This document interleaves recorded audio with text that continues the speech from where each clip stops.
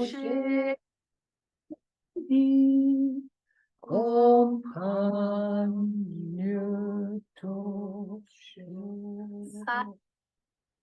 Okay. Let's do the 4 limit contemplation.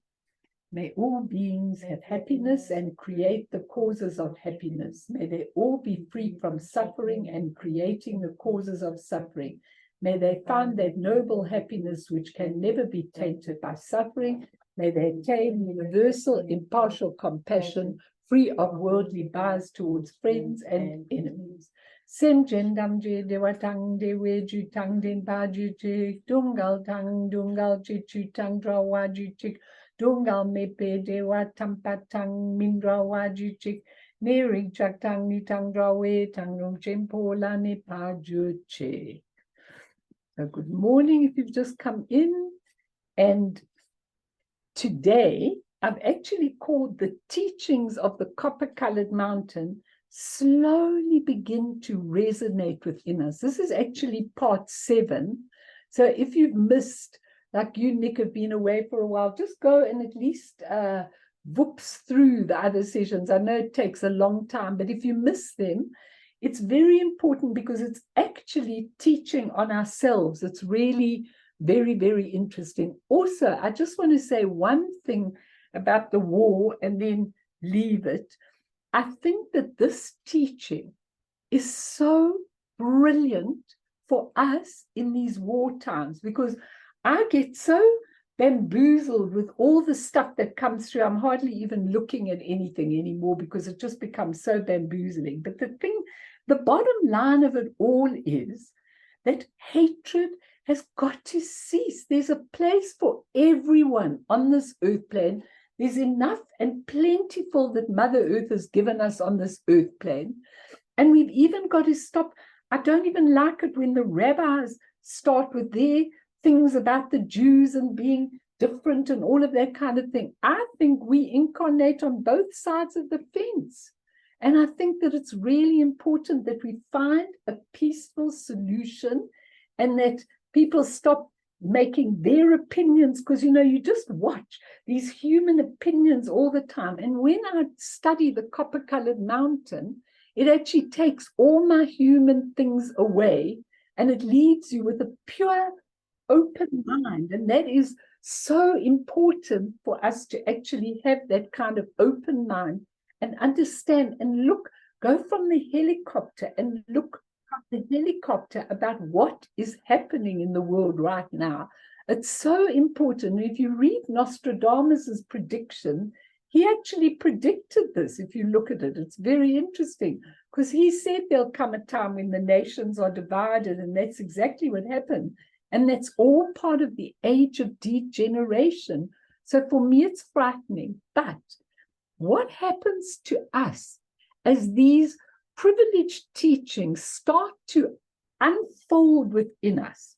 I can only talk from my own experience of studying this teaching, writing it down for your enthusiastic, intrigued faces, and truly your faces are intrigued and really with it, which is so beautiful for me, and then teaching it to you, and then finally applying it to my own life. I can't tell you what's really happening to me as a result of this teaching, but a strange, forceful occurrence is slowly starting to change my work with people, okay? My attitude, my intense feeling to use every space in life to the truth. No more waffling on. I just can't do that anymore. And what are we doing here? What are we really here for?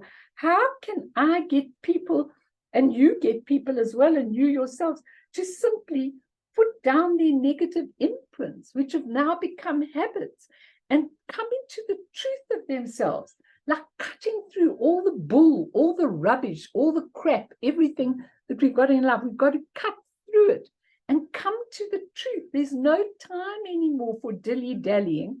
Life becomes an essence experience. And you know, when you look at that, it's such an important thing, because if you look at what's going on outside, it's going on inside.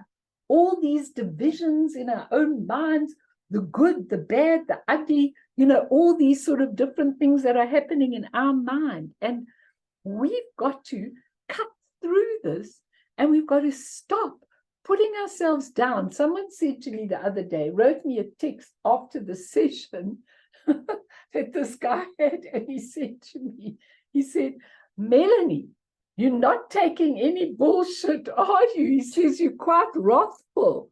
I wrote back and said, I'm really sorry if I'm wrathful. I said, but you've got to stop.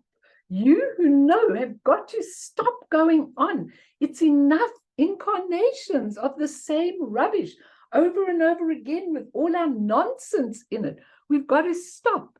Now, as you begin to have that essence experience, Padmasambhava's mandala starts to reveal itself within you.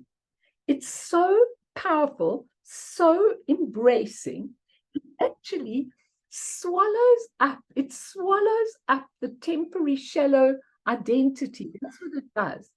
And of this incarnation, it's a freshness of looking at things and a gap into the possibilities of what this life is for.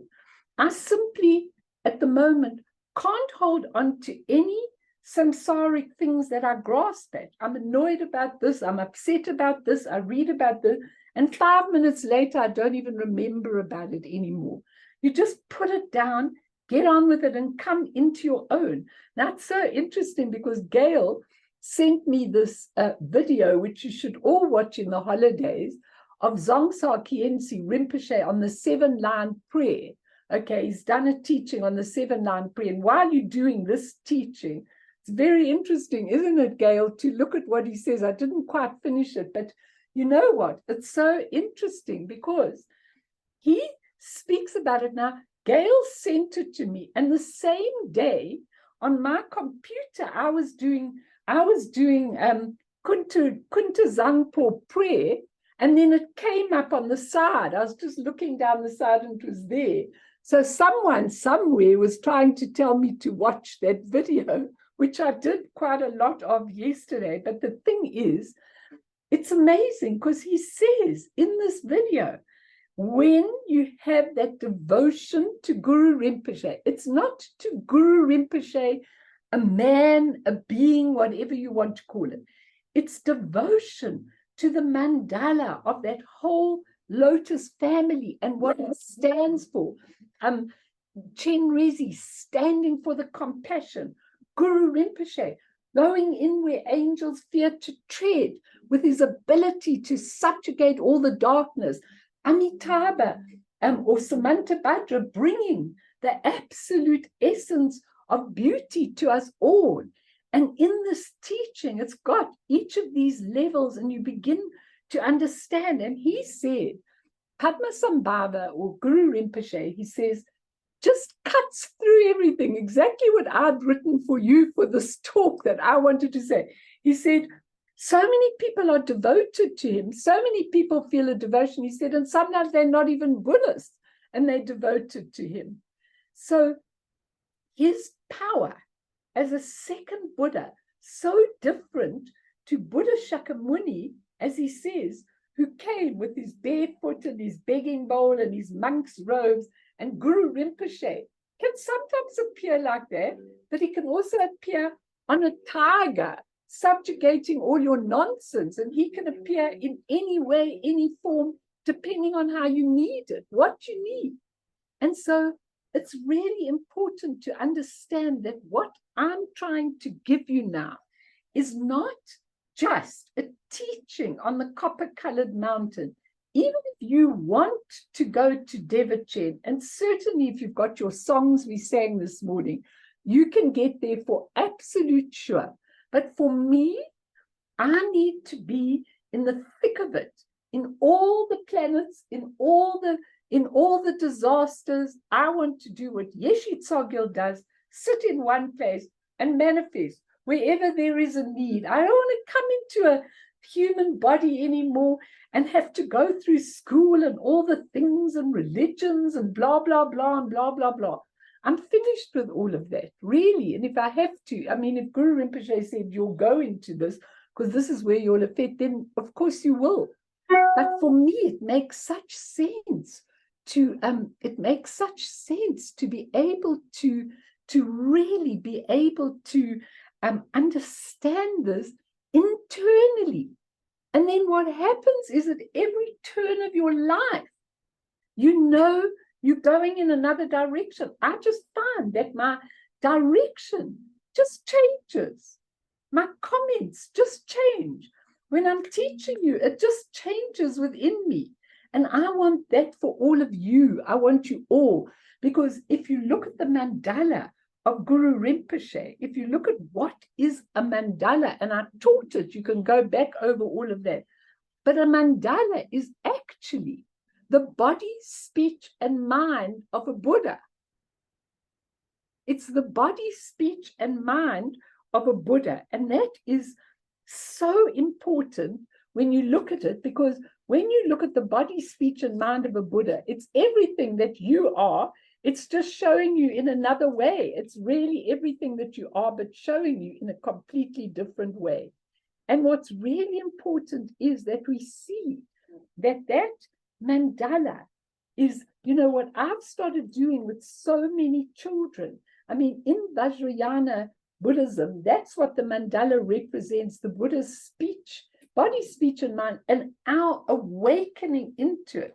Now, what I've started doing with so many children, it started with my own grandson, is I don't know if you've seen these mandala coloring books, but I started off with them, and then I had a little niece on Saturday who came, who's very, very spiritual, and I bought her a mandala coloring book, and I brought her into my shrine room, and I said to her, I want you to breathe in and out. She's only 5. I want you to breathe in and out and in and out. And I want you to come to this beautiful time now. And then I want you to pick up your coloring pens and I want you to color in the mandala. Okay. And what's happened is that lots of people that I'm seeing, I'm telling them to get it for their parents because it's a meditative experience. It can even be for your adults. Because what you do is you put the mandala down and you take the crayons and you color in, you know. I mean, my grandson does it exactly the same on both sides, on all 4 sides of the mandala.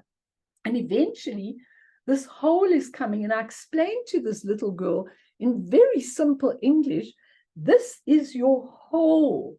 And you know what? If you close your eyes, you'll find it in your little heart. Okay, you'll find that mandala in your heart. And guess what? She said, what? I said, when you find that mandala in your heart, you will be very, very, very whole. And I said, I need a commission from the shops who make these mandala colorings. But anyway, I said to her, and then when you whole, whenever anything irritates you, you guys can do it as well, the mandala coloring book. Whenever anything irritates you, okay, you just go to your coloring and color your mandala, and you're looking at your whole self, which is your body, speech, and mind of the Buddha. I didn't tell her that, but that's what you're looking at.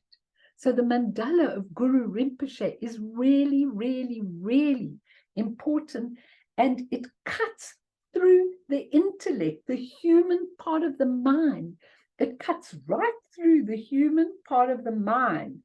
And that's what we're trying to cut through, because the human part of the mind goes here, there, everywhere. And that's what this teaching is about. So I'm going to do a whole lot of paragraphs very quickly with you, and you can go and read them much slower.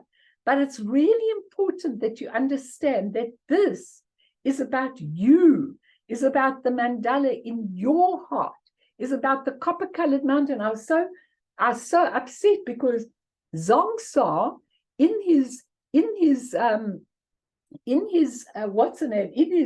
teaching, he shows the copper-colored mountain, but he shows it for a second.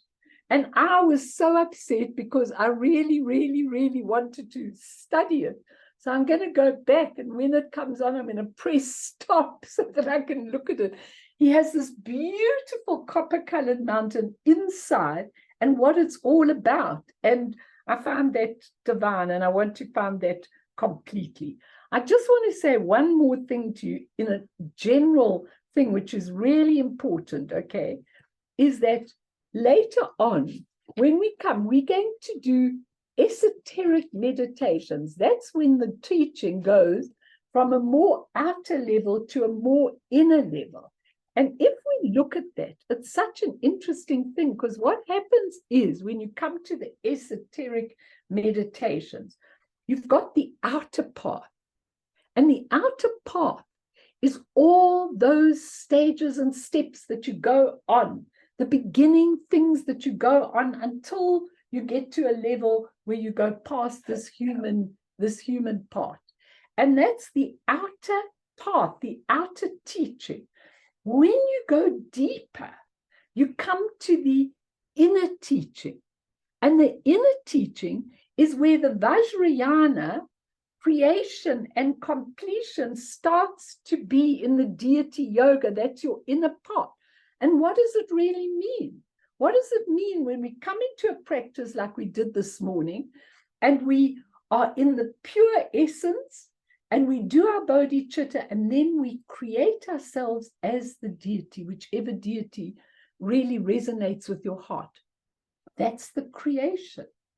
And the creation then dissolves into emptiness, and then it creates again, and then it dissolves into emptiness. Now that, you don't understand how profound that teaching really is, because you do it and you take it for granted. But that teaching is very, very profound when you do it on a regular basis. It starts to transform, and then you begin to see, oh, everything in the world starts with the essence, and then we create it. If we're creating ugly thoughts in ourselves as, I don't like myself, this is awful, I'm such a mess, I'm this, that's the creation we're going to have. But in any event, it still comes out of the essence, and it still goes back into the essence afterwards. So why not be Chenrezi creating, or Padmasambhava creating, or Tara creating? Why not be that and change everything? That's the second level. And the third level is the ultimate physical transformation through the alchemical conversion of the elements into a body of light. That's where you get the rainbow body. That comes at the end of the teaching. That's when you go to a higher level of teaching of the Atha Yoga or the Dzogchen, then you are skipping even over that, and you are coming to the point where you actually understand everything in your body. As soon as your body dissolves, every single thing, except the nails and the hair, by the way, but every single thing, which is interesting because it's what we spend a lot of our time doing, our nails and our hair, which is quite interesting.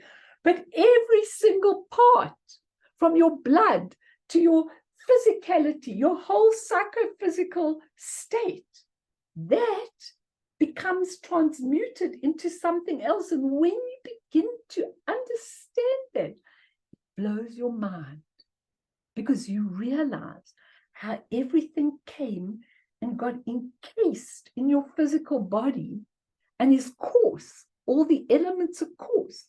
And then when it changes into a body of light, all those things, the elements, the blood, the bones, everything transmutes into something much higher, into a body of light, which means you never have to incarnate again. Now, if you see the 3 levels in this teaching, and if all of you go and you read it again and again, and like me, you go and you read that prayer every single day when you finished your thing, and slowly, as you go to the teaching and you understand what it is, you'll go, oh my goodness, something deep is happening in me. I don't know how I came to do this. I don't know how I came to decide on it. It was happened with what's her name, Karen, telling me one day about the book, The Copper-Colored Mountain. And she wrote to me and said, have I seen Dajjom Rinpoche's poem on the Copper-Colored Mountain? Yes, I saw it ages ago, and I've been doing it for ages and ages and ages and ages. Whenever I see an aspiration prayer by one of these great teachers, I just start doing it. It goes in my prayer book, and then I start doing it. It's up to you. If you want to stay for hundreds more incarnations, carry on with samsara, carry on with all your beliefs, carry on with your human mind. If you're tired of it like me, then try and absorb these teachings exactly as it is. And in the epilogue of this book, it is amazing. It gives you a summary of all the teaching. And I said, okay, Melanie, go to the epilogue today and give it to them. Then I thought, no, then I'll never get to the stanzas. Let's go through the stanzas very quickly and then get to that epilogue, because that epilogue in the back of the book tells you everything you need to know to make enlightenment. Any comments, any questions, anything anyone wants to say? Anyone, you really, and don't think your questions are stupid, they're not, because this is your path. This is what you are doing. This is where you are going. This is what is your life. This can change your whole life, can change everything in your life. It's really important that you understand this. Anyone want to ask, or are you happy? Boone? Everybody happy? Does what I'm, yes, Gail, please.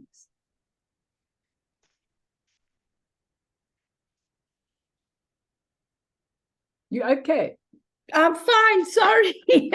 I'm discombobulated. But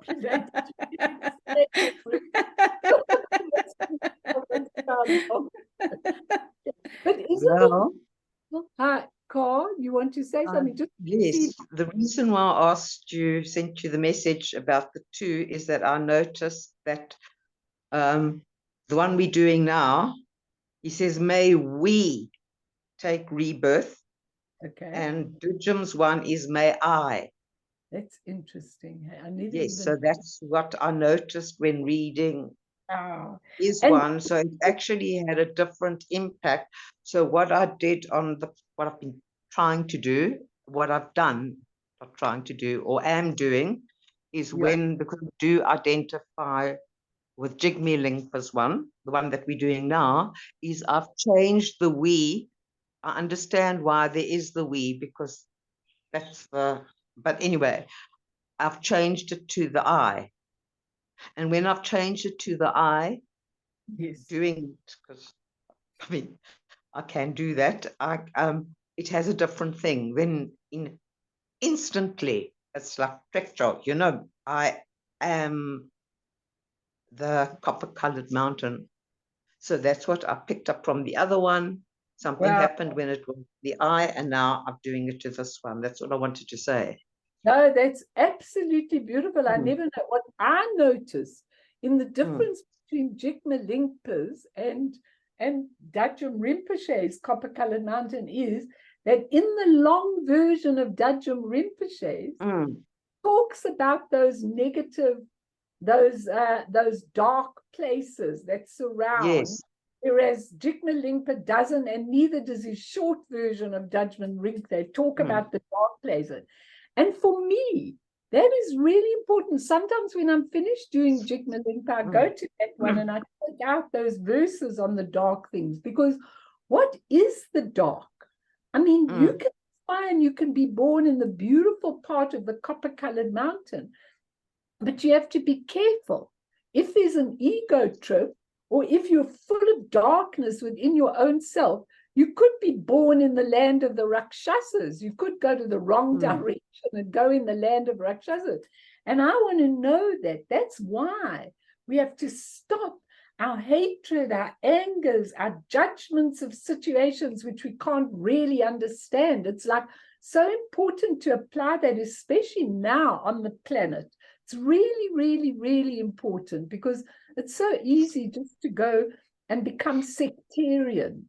I think even in Tibetan Buddhism, you know, that all those big masters became, of the Rimé movement, became non-sectarian. They just took out of everything whatever they wanted, and that was it. Goodbye. There was no more need to say my way and my thing and our religion and our this and our that. The planet's surely big enough for all of us to have whatever we want, to be tolerant of other people and their religions. Isn't that what it's about? Very good, that. Sorry, Gail, did you want to say something? Okay. So let's go on to stanza 10, Bern, if we can just quickly do it. I'm going to do these quite quickly, and then you can go back and learn what you want to do. We'll do a meditation just now, but stanza 10, the 9 vehicles. Now, this is so important in your practice and in everything that you're doing in your whole life, okay? Let's read it together. 25 disciples surround Guru Rinpoche in the intermediate directions, supreme siddhas who are emanations of those who reveal the treasures. They uphold the vital points of practice with resolute and secure intention and turn the wheel of the 9 vehicles. May we take rebirth in the glorious copper-colored mountain. Thanks, Bern. Okay, now this 9 vehicles is very important. I'm going to give it to you very briefly. You can go and read up whatever you want. But it's the visualization of the lineage tree of the Longchen Ningtik, which is the heart essence teaching right at the top of the tree, you could say, tradition. Padmasambhava had 25 main disciples. I'm sure they had lots of other disciples, but while he went to practice Padmasambhava, his sadhana, his Vajrayana practice in solitude above the monastery of Samiling. What was it called? It was really called Sami, I think, not Samiling. Anyway, while he might have been, King Tristan Detsen and others of the 25 came to him, made offerings of gold and precious gifts, and entreated him, please, Guru Rinpoche, unfold for us the mandala, listen carefully, the mandala of the unity of all Buddhas. He did disclose this mandala and he gave them the initiation. And I put in brackets, wow. Okay, because what the mandala of the unity of all Buddhas clearly stands for is that even though on our journey, as we go for, I mean, as soon as I came to Tibetan Buddhism, there was green Tara, and I had to be green Tara in action from the day I started doing, Vajrayana practice. Green Tara was the practice I had to have till I came back to Padmasambhava. And then I realized that I needed to be green Tara in my life, in this lifetime, in order to get back to Padmasambhava, who represents the union of all the Buddhas. So when you look at that, it's like what I've been saying about the mandala. It's beyond, it's the embodiment of everything, of the body, speech, and mind, of all the Buddhas, and Padmasambhava represents them. So we shouldn't get carried off with, oh, I've done this practice today, and next week I must do this, and tomorrow I must do that, because they're all unified in one center. And inside your heart is that unification. And it's the same as what I told these children in terms of the mandala, of drawing the mandala. It's the unification of all the Buddha's body, speech, and mind. And so because of giving them this thing, and for me, I think that when Tulku Urgyen Rinpoche gave us the 100 deity practice. And I think really, if you haven't got that book, you really should get it. It's, I think it's called Dzogchen and Deity Practice, but it's Tulku Urgyen Rinpoche. And I think that's a book you should all have, because that's on the 100 deity mandala. So that's everything in your heart in a unified way. Again, Padmasambhava's disciples are all depicted in their miraculous stance. So you've got Nanam Dorji Dajjim, that's probably our Dajjim, flying in a multicolored robe, Ma Rinchen Chok, eating a piece of rock, Lalung Palji Dorje, emerging from inside a mountain or a rock. You saw when Milarepa went inside the yak horn, he could fit when there was this terrible hailstorm where his disciple didn't know how did he get inside there, because there's no physical body to stop you in any way or any form, okay? So it's really important that visualizing the lineage tree includes the supreme siddhas who turn the wheel of the 9 vehicles, okay? And that's the Nyingma feature, 9 vehicles going right up to the top, okay? And the first one starts with the exoteric teaching. I've given you now all of this in the beginning so you can understand this very quickly. So the exoteric teaching is the sutras and the whole sutra classes. Then the 6 esoteric systems is taught in the Vajra vehicle.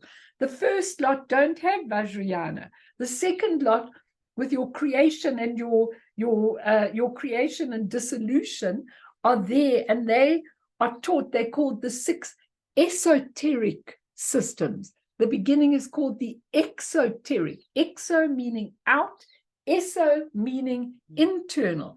And then in the Vajra vehicles, and when you arrange these as 6 bodies, the first 3 outer vehicles correspond to the Niyamanakaya.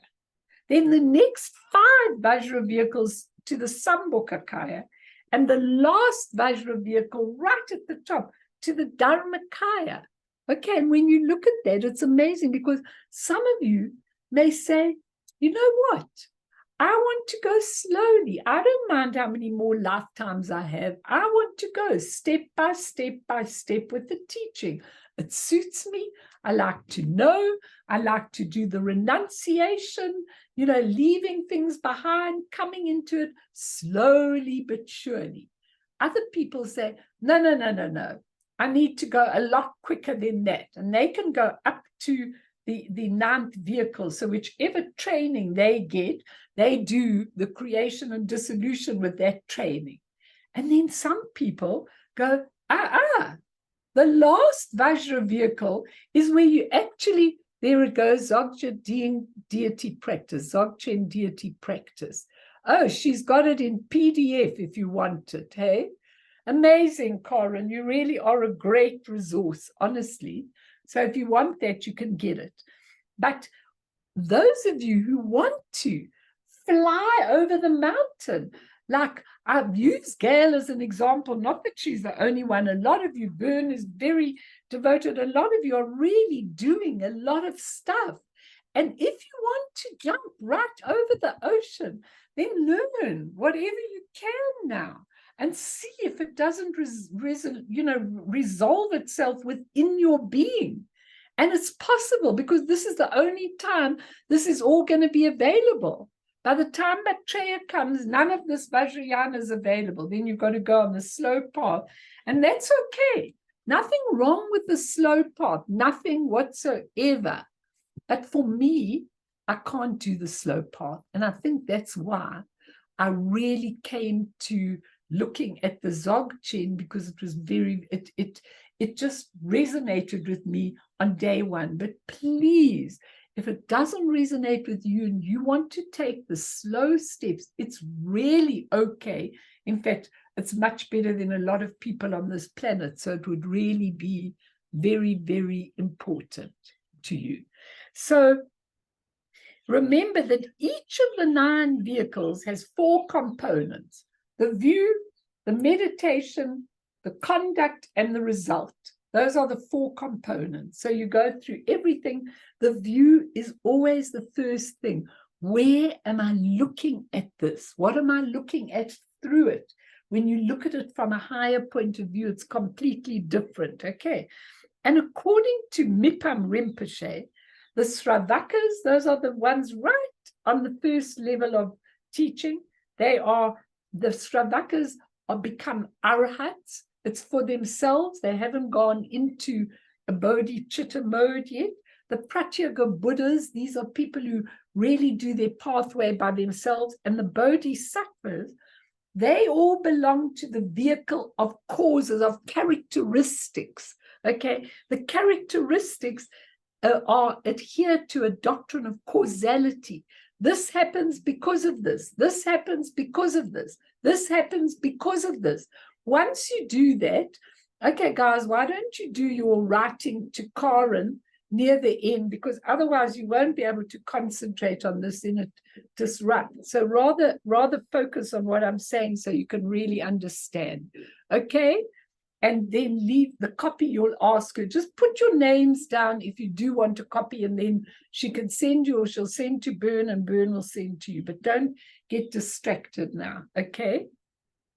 So in brief, in the beginning, the afflictions of relative truth, all our angers and hatreds and negativity and jealousies and all that have to be relinquished in order to get to the absolute truth. And that's called the path of renunciation. So that's where the monks and nuns take all their vows, and a lot of them go into isolation, and they renounce all the negative, stuff so that they can go on to the next stage of the path. Okay. Then when you come to the outer tantras, the first 2, they call it the path of purification. So you're purifying all the negativity in you completely and totally. You're changing it. So you're changing hate to love, and you're changing jealousy to understanding, whatever you want to call it. It really, really, really is very important that you do that. And then the outer, path of purification. Those are the outer tantras, okay? So you invoke, you request, you serve. That's how you do it in those ones. But the inner tantras, the deeper and higher tantras, the spiritual attainment is naturally present and spontaneously manifest as the mandala of the deity. So when you're naturally going into all of that, suddenly you are in this mandala. I can't explain it to you in any other way other than Guru Rinpoche's mandala for me has become everything. Okay, it's everything. I feel like I belong in that mandala. I feel like it's opening in my heart. I feel like it's developing in my heart. I feel like it's changing everything. I can't sit with rubbish anymore. It just drives you to a point where you feel, I've got things to do. I must go and do it. So those inner tantras, they grouped under the path of transformation, no longer purifying, but completely transforming your whole vision into the wisdoms, into everything else, your transformation. But the Ati Yoga right at the top is called the path of self-liberation. And what does that mean? The path of self-liberation is not the path of liberating yourself. It's the path where everything liberates itself. So if you've got anger, if you've got fear, if you've got negativity of any sort, okay, if you just let it come up and dissolve, it will liberate of itself, because it never was anything negative. Do you all understand what I'm saying? It was just your perception of it. So when you let it come up, it just dissolves. Just to give you a little funny example, like yesterday, I went to get Lama Yeshe Rinpoche a little bit of food that he needed and everything, and I'm in Woolworths, and the cashier is looking very miserable, you know, and she said to me, she said, I've got this pain in my heart. So I said to her, what are you storing in your heart? Okay, so she said to me, I said, are you going through something? I mean, so she got a whole session standing in the queue. I hope she got the money right and everything. So she said, well, I am going through something, she said, that makes me very sad, but then I'm okay afterwards, and then I get sad again. I said to her, well, your pain in your heart is coming from your sadness, and it's gone into your body. So now it's a physical pain. Her eyes were wide open. She said, really? She said, and what must I do with it? I said, I'll tell you exactly what to do with it. I said to her, when you feel your sadness that you're feeling, don't push it away because you think you should be brave. Let it just come up, and you stand back and watch it. And then soon it's going to just dissolve into light and your pain's going to go away. She said, really? I said, really? And then I was off. I mean, what she got out of it, she got. If she doesn't, she doesn't. But what else can I say if she tells me that she's got a pain in her heart?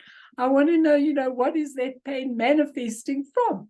Everything you've got in your bodies is manifesting from your mind, what you created. So let it dissolve. Self-liberation is when everything becomes transformed. And now it liberates of itself. And in the end, what he says, in what they say in that stanza is, when the mind becomes transformed, there's neither vehicle nor passenger. Don't you like that? Neither vehicle nor passenger.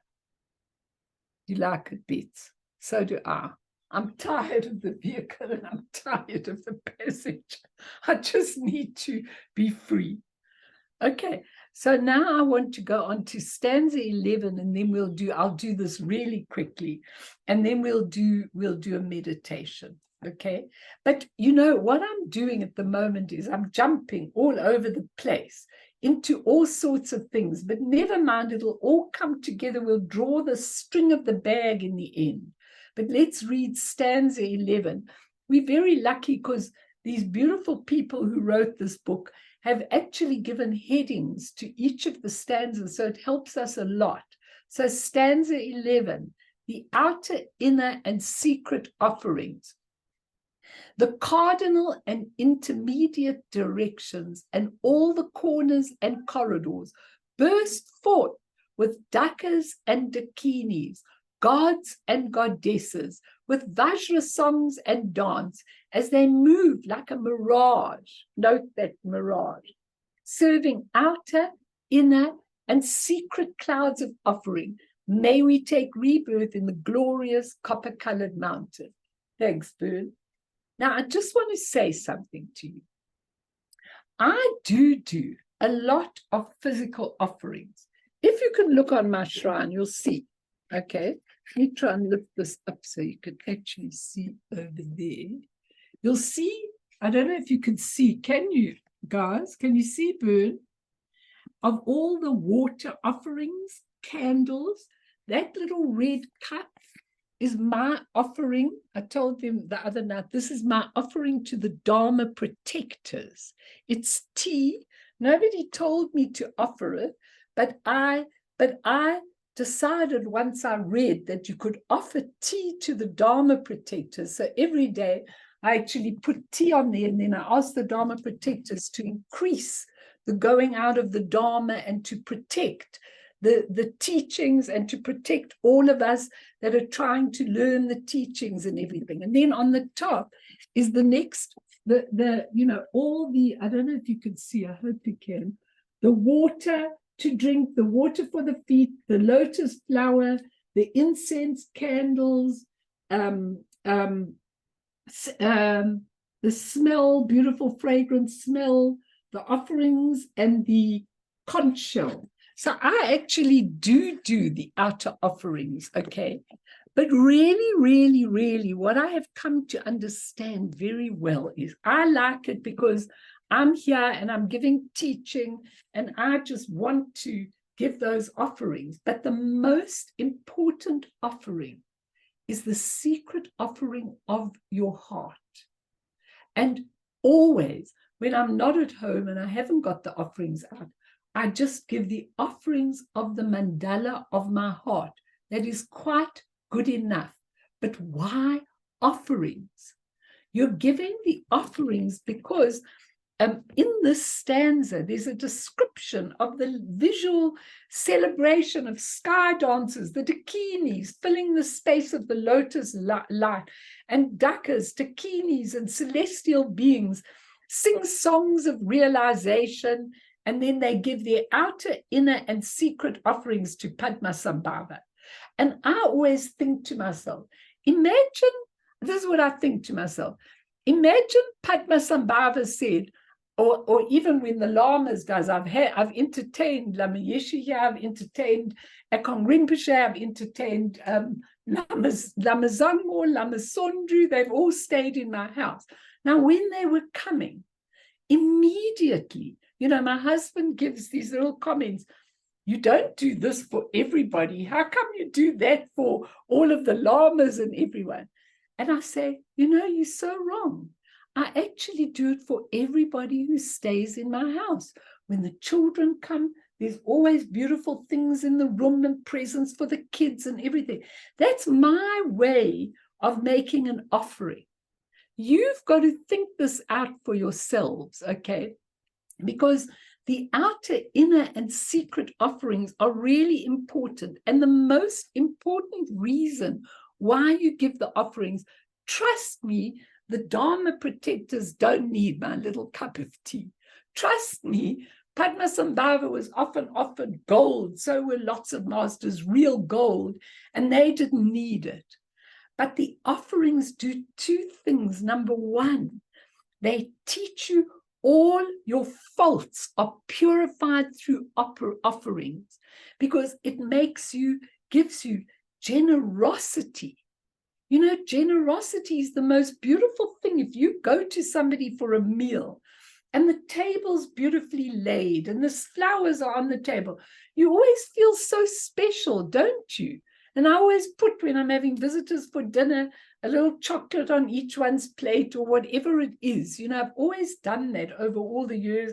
I think my mother taught me, but you really, really, really are giving the offerings to purify all the negativity in you and to make you get those beautiful qualities of openness, of generosity, of everything. Okay, so the outer offerings are always included in the senses. Those are all the things that are included in the senses.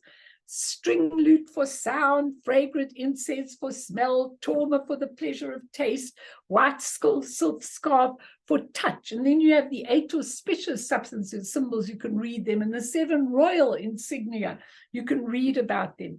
But everything is purified. When you go to the inner offerings, you can go and read up on this, and you can read up on it in other books as well, because it's really interesting. When you go to the inner offerings, it's called the substances of commitment, which are actually the 5 fleshes, flesh, as in flesh, the 5 fleshes. Now, what happens is, first of all, when these masters and these people really do proper offerings, they go to polluting substances, feces, urine, blood, etc.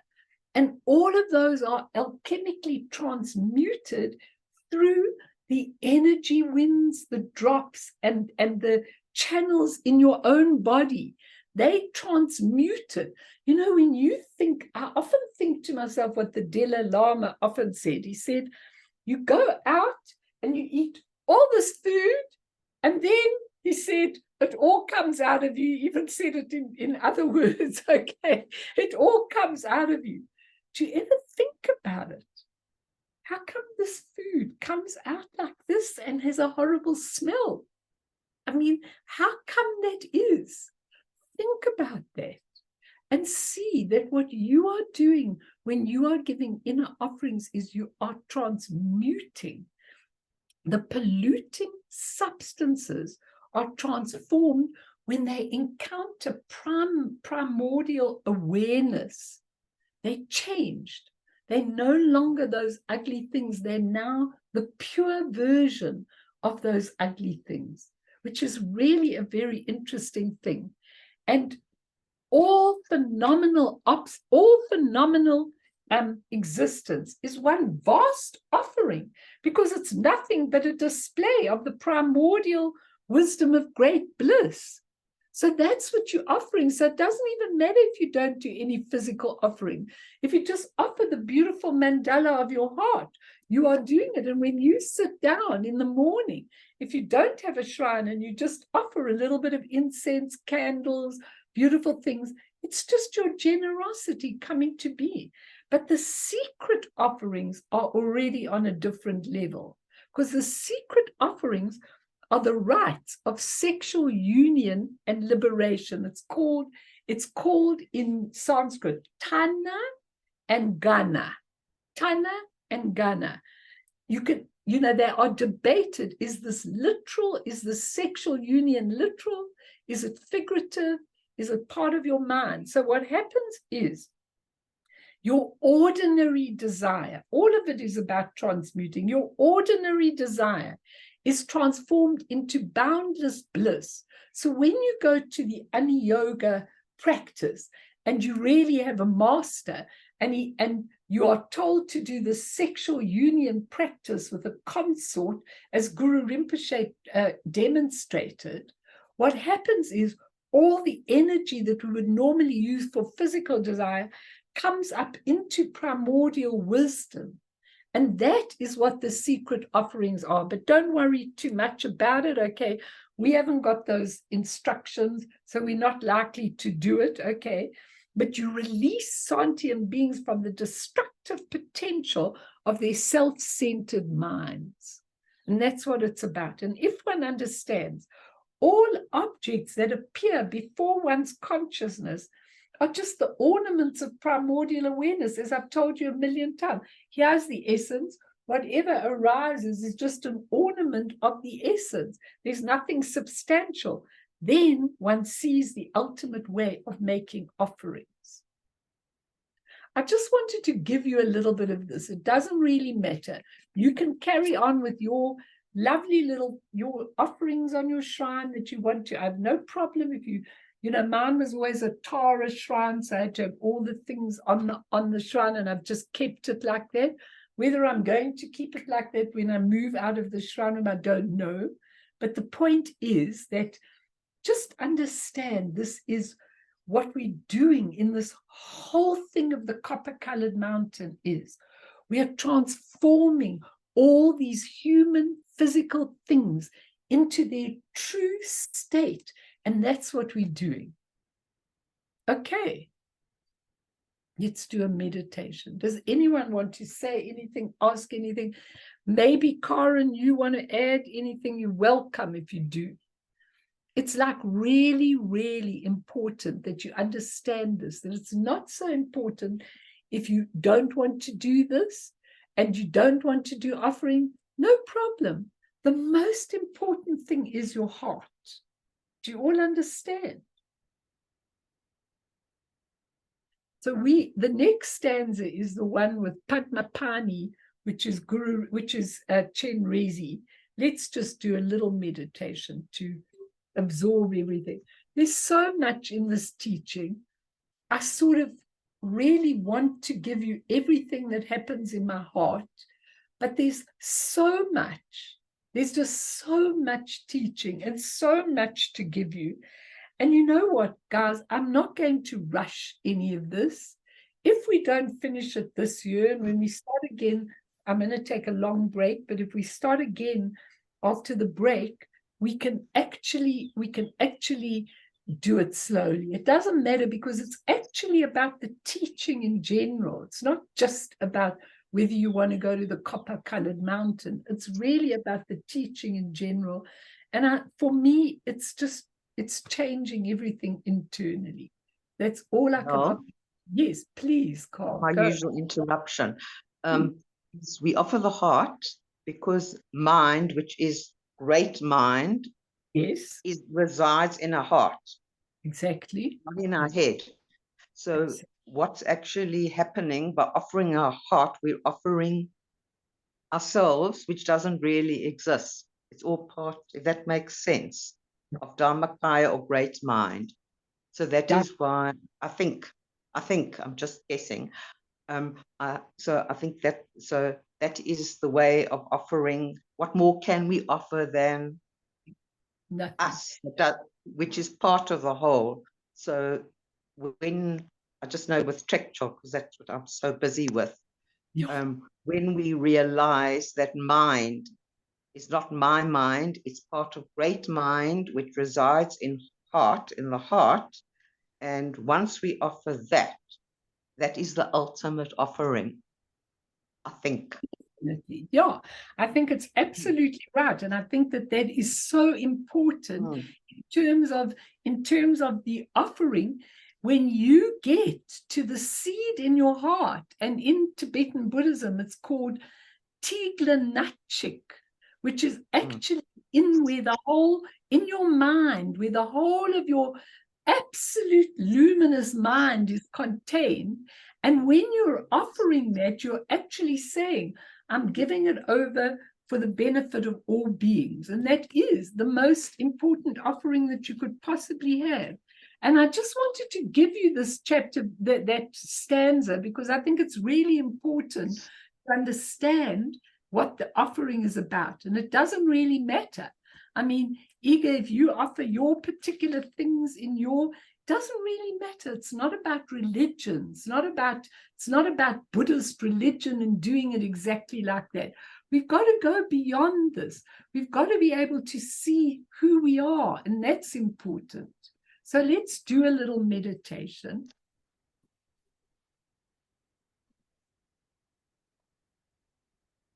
Just breathe in and breathe out. And see this beautiful moment, precious, where the seeds of awakening are being sown right into our very essence. We don't have to go anywhere. We don't have to do anything. Just have to be completely and totally awake and in this moment. Everything that we've done in the past is gone. It's just memories, nothing tangible, and the future hasn't been made. And so being awake in this moment is perhaps the most important thing. The teachings are just there to stimulate our real understanding that we are that awakened thing. We are Padmasambhava. We are the copper-colored mountain. We are the awakened mind. And so if you took a diamond and put it into absolute garbage, nothing would happen to it. As you searched through the garbage, you couldn't find that diamond, but eventually you find it. And it's a little dirty. But one pulling off the dirt, diamond shines. See yourself as a shining diamond, absolutely pure, absolutely awakened. Even if we aren't able to get to that, just take the time for a minute. Like I said to that little girl, just take time to be right here. When you've had a terrible day, during the day or somebody's upset you, just take a moment to awaken into their pure diamond mind, open, spacious, plenty of space for everything, being absolute present.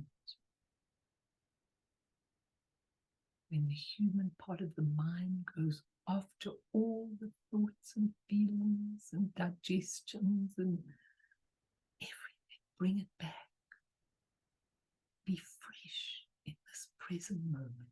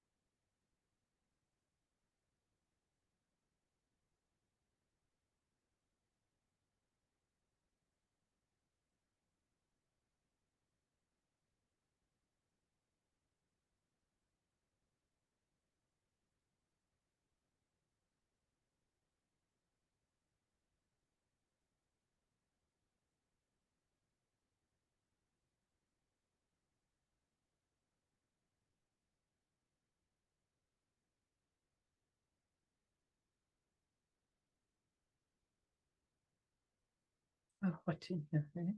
Don't you want to move to another? Very hot in here. Okay, everybody. Let's just finish off with a little bit of teaching of stanza 12. I'll just give you my own teaching so it doesn't fill you too much.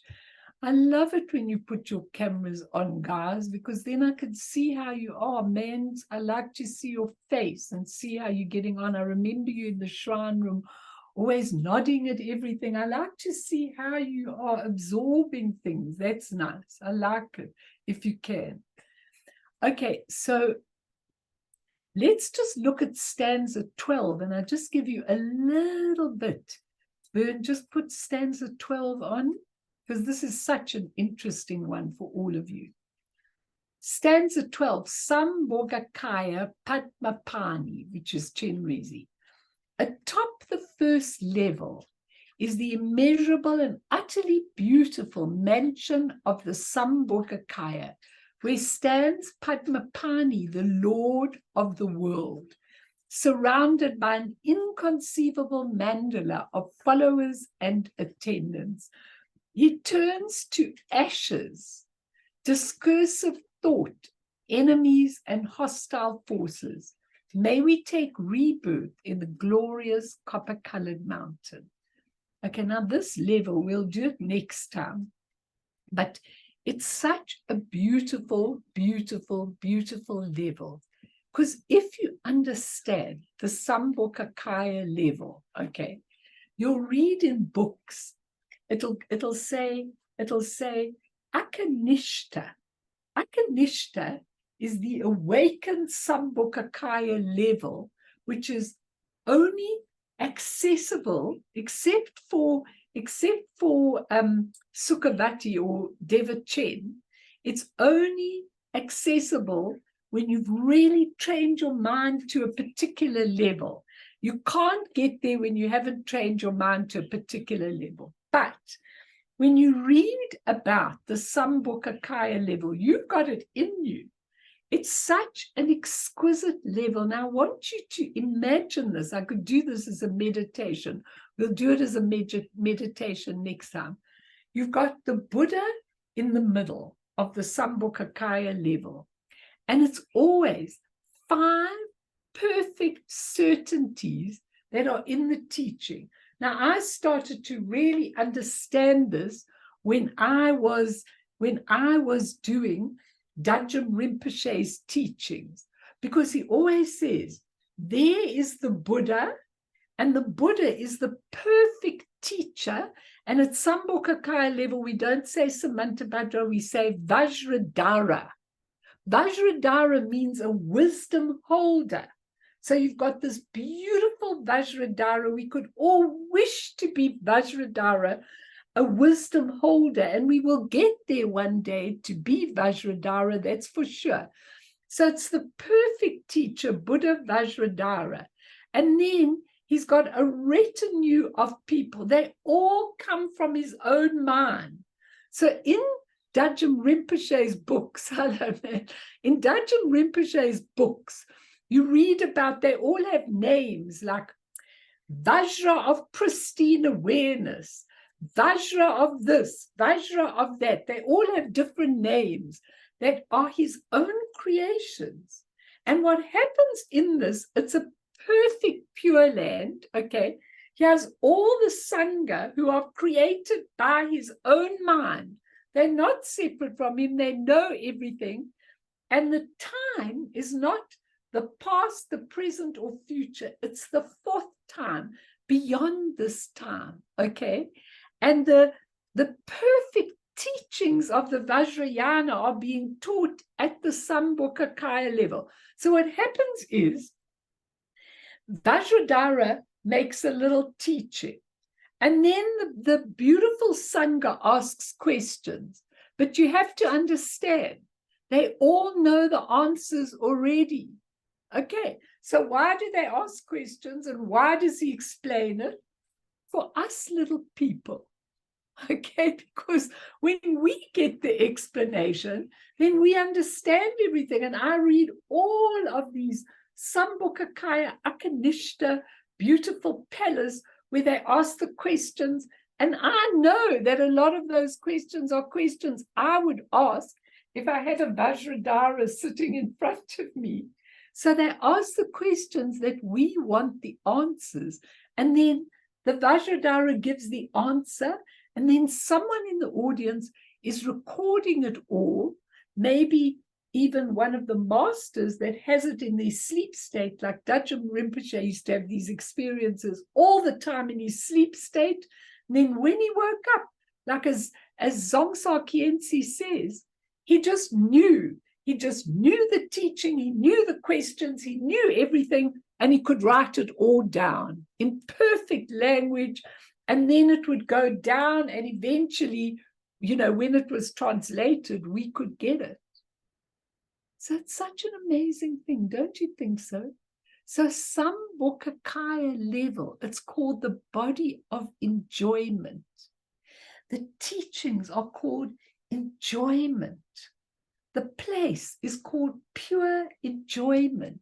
It's absolutely, we go to raves, we go out with people for drinking, we go out for people for dinner, we do all that for enjoyment.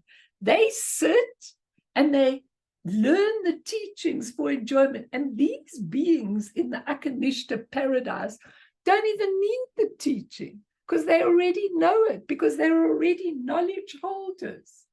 But the teaching is given in this pure, beautiful place with streams of water that are perfect, that quench your throat, with food that comes off the trees, with birds that sing these beautiful songs while you're sitting there in the cool, not hot, not cold, not like we are, Evelyn's sweating her lumps out here in my shrine. It's all perfect. Now that's the Sambhogakaya level. And it's led in this instance by Padmapani, who is Chen Rezi, and he has the body of enjoyment. The whole second level of this copper-colored mountain is exactly that, a state of perfect enjoyment. So why don't you, tonight, before you go to sleep, why don't you say, would I be able to visit the Akanishta Pure Land while I'm sleeping in my higher state? Could you give it to me? And why don't you come back and tell us about all your travels next time? Okay, it's really possible, because you can't get there in your physical body because we don't have that awakened energy. But you could get there in the sleep state if you really, really wanted to. But just to read about it, you know, Dajjal Rinpoche's stories, his beautiful opening, all of them, Dilgo Khyentse's stories, all of these beautiful masters, Choki Lodro, all of them, they all would go to Akanishta, they'd visit, they'd see it, it was exquisite, it was enjoyment, it was beautiful, and then they'd come back again and teach. How lucky are we? It's such a blessing. Just understand that this teaching is sacred to your being. It's really what we need to go forward. It's really important. So let's dedicate to everybody, and then we'll do this in depth, a little more depth next time. But let's dedicate all these teachings, number one and foremost, to all the wrong one, Boone, to all the beings that are caught in this war, all of them in the Middle Eastern war, to all of them we dedicate the teachings. May minds awaken. May prejudice and hatred be dissolved into its true mirror-like wisdom. May the wisdoms permeate the world. In Ukraine, we pray for all of those caught in the wars, caught in the terrible hatred and anger and wanting to rule them and everything. To all the people in natural disasters, to all the people suffering and trying to give their tuppenny bit, which is just causing more conflict in the world. We dedicate all these teachings. If only each individual in the world would go within, they would find that beautiful place of peace, where the wisdom of equality, may it come to the world, where it doesn't matter what religion you're born into. It really doesn't make any difference. It's just the love and passion in your heart for the truth and for helping and for serving. And we dedicate all of this to all of those beings. Through this merit, may we achieve all-seeing Buddhahood, and thereafter, once all harmful enemies have been defeated, may all beings be liberated from the ocean of existence stirred by the waves of birth, old age, sickness, and death. Sonamdi tamje zipane topne nepe tranam pamshene jeganachi balak tropaye sipe sole doa doa sho. So I'm here if anybody wants to ask me anything